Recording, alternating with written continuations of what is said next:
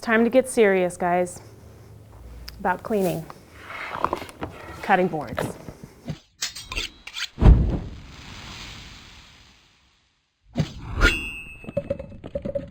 All right.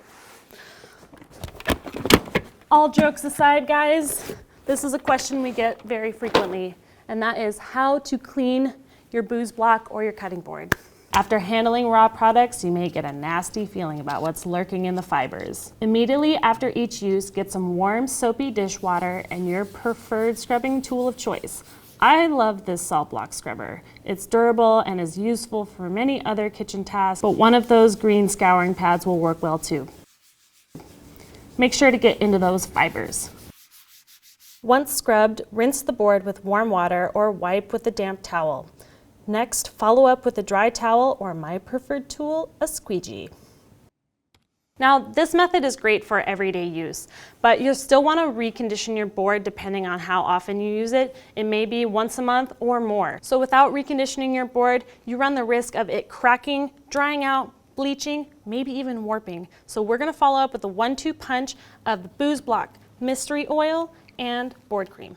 After your board has been properly scrubbed, washed, and dried, apply the mystery oil.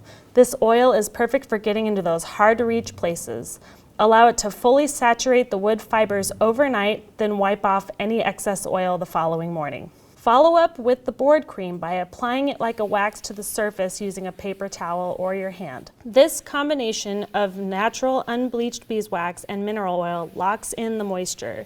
You can also use this on your wooden kitchen utensils to prolong their lives.